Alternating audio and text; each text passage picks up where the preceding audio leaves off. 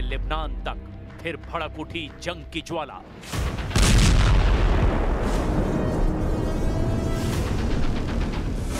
दक्षिण लेबनान पर इजराइल की जबरदस्त एयर स्ट्राइक। सऊदी अरब से अमेरिका की F-35 डील पर भड़के नेतन्याहू। एक बार फिर इजराइल की वॉर मशीन ने जंग के उन शोलों को भड़का दिया है जो बीते कुछ दिन से चिंगारी बनकर सुलग रहे थे।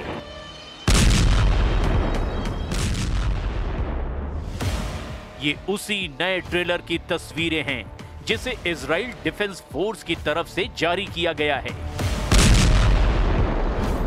एक स्ट्राइक और सब खत्म। ये स्याह धुएं का गुबार बता रहा है कि इजराइल के बदले की आग अब तक ठंडी नहीं हुई है। ये धुआं सिर्फ जली हुई इमारतों का नहीं है, ये उस आग का सबूत है जो अब गाजा की सीमाएं पार करके दक्षिण लेबनान तक पहुंच चुकी है।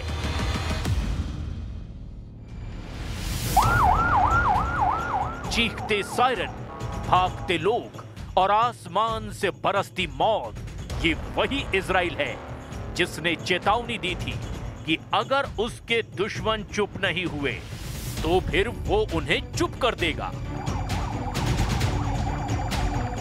जेहौर, देर, कीफा, आयनाता, तैर फिलसा, इन गांवों का नाम इजराइल ने सोशल मीडिया पर पहले ही डाल दिया था। ऐलान साफ था, इन्हें खाली कर दो, अगला नंबर इन्हीं का है।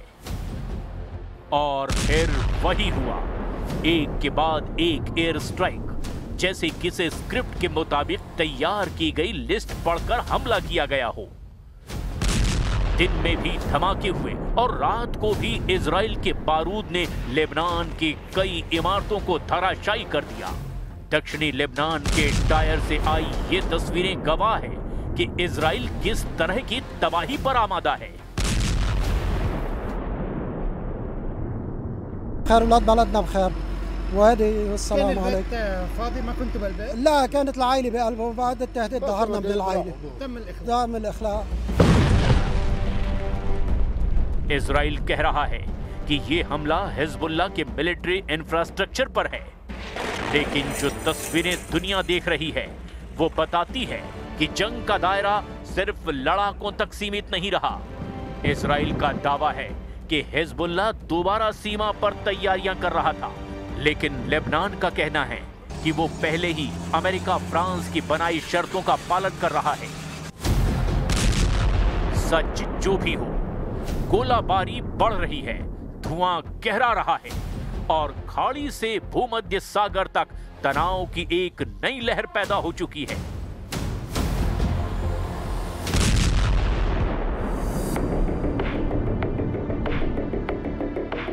इसे समझने के लिए सीरिया बॉर्डर से आई इन तस्वीरों को भी देख लीजिए।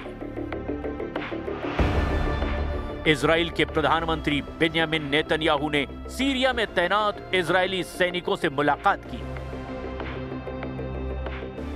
इस दौरान इजराइल के प्रधानमंत्री ने कहा कि ये मिशन न सिर्फ रक्षात्मक है बल्कि आक्रामक रूप से भी अहम है और हालात किसी भी वक्त बदल सकते हैं। אנחנו מייחסים חשיבות עצומה ליכולת שלנו, גם ההגנתית וגם ההתקפית כאן, שמירה על בעלי בריתנו הדרוזים, ובעיקר שמירה על מדינת ישראל ועל גבולה הצפוני אל מול גולן. זו משימה שיכולה להתפתח כל רגע, אבל אנחנו סומכים עליכם. ואנחנו מאוד, ואני מאוד מאוד מעריך את לא רק את מה שאתם עושים, אלא גם את העובדה שהמשפחות שלכם מתגייסות לזה. אני רוצה להעביר לכם תודה, לא רק מממשלת ישראל, אלא גם מאזרחי ישראל, ממדינת ישראל. תודה רבה לכם. ये दौरा ऐसे वक्त में हुआ है जब अमेरिकी राष्ट्रपति डोनाल्ड ट्रंप ने कहा है कि उनकी सरकार इजराइल के साथ मिलकर सीरिया से रिश्ते सुधारने का काम कर रही है। इससे पहले सीरियाई राष्ट्रपति अहमद अल शरा, जो कभी अल कायदा कमांडर रह चुके हैं, उन्होंने व्हाइट हाउस में ट्रंप से मुलाकात की थी।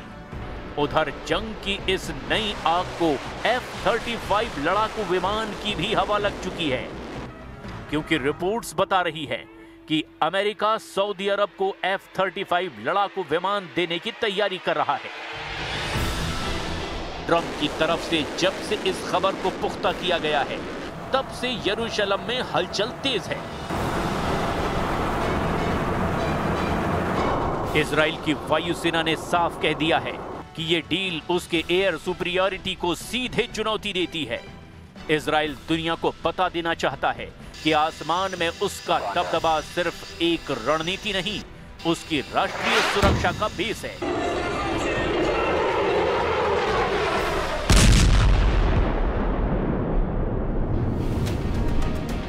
दशकों से वही सबसे एडवांस्ड जेट उड़ा रहा है, वही सबसे तेज हमला करता है और वही तय करता है कि हवा में कौन कितना ताकतवर है। लेकिन सऊदी अरब को F-35 मिलने की संभावना ने अब नेतन्याहू की पावर सर्कल में अलार्म बजा दिया है। अगर रियाद के पास वही स्टेल्थ जेट आ गए जो आज सिर्फ इजराइल चला रहा है, तो सऊदी अरब के पास होने से मिडिल ईस्ट के आसमान का गणित बदल जाएगा। They're going to purchase F-35s. They're buying them from Lockheed, and it's a great plane. We make, by the way, the best military equipment. You saw that during the Iran little skirmish. We make the best planes, the best missiles. We make the best defensive missiles. We make the best military equipment in the world. अब असली सवाल यही है कि आखिर F-35 पर इतना हंगामा क्यों? क्यों इजराइल का सत्ता गलियारा इस एक डील से बेचैन हो उठा है? इसका जवाब F-35 की उस काबिलियत में छुपा हुआ है जो आज दुनिया के किसी भी लड़ाकू विमान को मात देती है।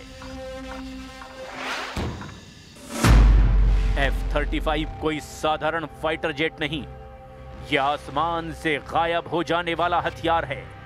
स्टेल्थ तकनीक इसका सबसे बड़ा कवच है। रडार इसे पकड़ नहीं पाते, मिसाइल इसे लॉक नहीं कर पाती और दुश्मन को पता भी नहीं चलता कि खतरा ठीक ऊपर मंडरा रहा है। यही वो क्षमता है जिसने मिडिल ईस्ट के आसमान में इजराइल को दशक भर से अदृश्य ताकत बनाकर रखा है। इजराइल के एयरबेस से उड़ने वाला हर F-35 असल में एक फ्लाइंग कंप्यूटर है। यह सिर्फ बम नहीं गिराता, यह दुश्मन की बातचीत सुन सकता है, कमांड सेंटर हैक कर सकता है और हजारों फीट ऊपर से युद्ध क्षेत्र को ऐसे स्कैन करता है जैसे किसी एक्सरे मशीन ने पूरी लड़ाई की तस्वीर सामने ला दी हो। अब सोचिए, अगर यही ताकत सऊदी अरब को मिल जाए, जिसे इजराइल अब तक अपने पूरे क्वालिटेटिव मिलिट्री एज का आधार मानता आया है, वही हथियार पड़ोस में भी पहुंच जाएगा। और यही बात नेतन्याहू सरकार को सबसे ज्यादा खटक रही है। अमेरिकी राष्ट्रपति की मंजूरी के बाद यह डील अब हवा में नहीं बल्कि जमीन पर उतरने के करीब है। और इजराइल का डर सिर्फ इतना ही नहीं है कि रियाद के पास नए जेट होंगे। डर इस बात का है कि F-35 की टेक्नोलॉजी का एक भी हिस्सा गलत हाथों में पहुंचा तो मिडिल ईस्ट का सामरिक संतुलन उसी समय उलट पलट जाएगा।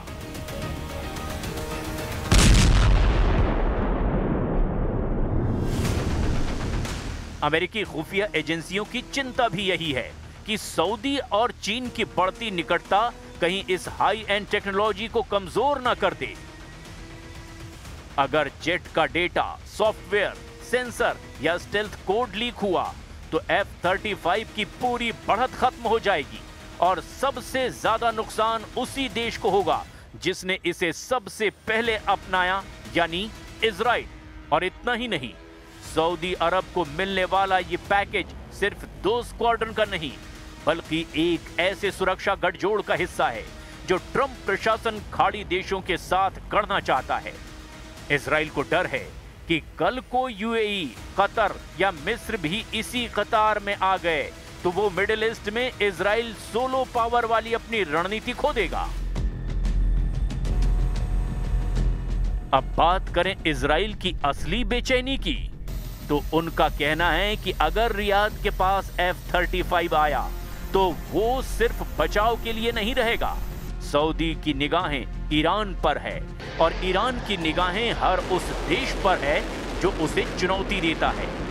यानी F-35 आकाश में या तो तेहरान, रियाद, यरूशलेम, इन तीनों की रणनीतियां नई रेखा से लिखनी पड़ेंगी।